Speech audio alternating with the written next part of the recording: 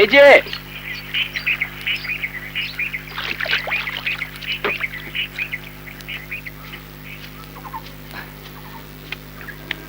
কেমন আছেন? ভালো, আপনাকে অনেক ধন্যবাদ। কেন? গ্রামের যুবশক্তিকে সংগঠিত করছেন, চন্দ্রবান, দারোগার মা, আরো অনেক অসহায় লোকদের কাজ দিয়েছেন। আপনার আসার কথা ছিল, এলেন না তো? যাবার আগে একবার গিয়ে দেখে আসবো। আপনি কি শীঘ্রই চলে যাচ্ছেন? মামারা ঘরদোর বিক্রি করে চলে যাচ্ছেন, আমি এখানে একা থেকে যাব কি করে বলুন? না, এই জোলাচকির দেশে থেকে তো কারোর মান বাড়ে না।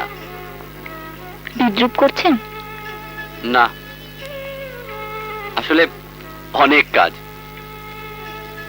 চলি।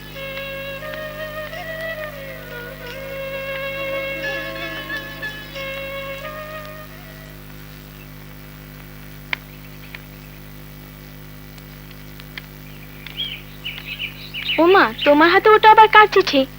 আমার বান্ধবী হুসনার, যেতে লিখেছে। এসব বান্ধবী টান্ধবীর চিঠি নিয়ে আর কতদিন পড়ে থাকবে বলো তো?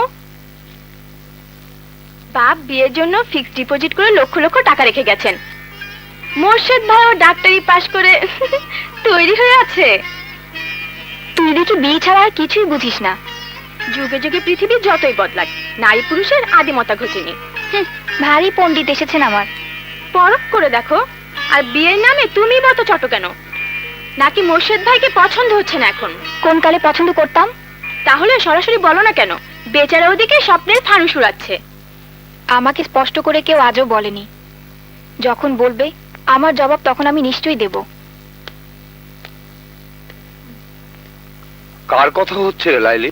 আমার কথা। আমি হলে ফিরে যাচ্ছি।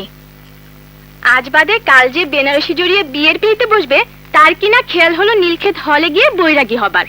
তো যাবেই যদি নৌকা বাইচটা দেখে যাও না।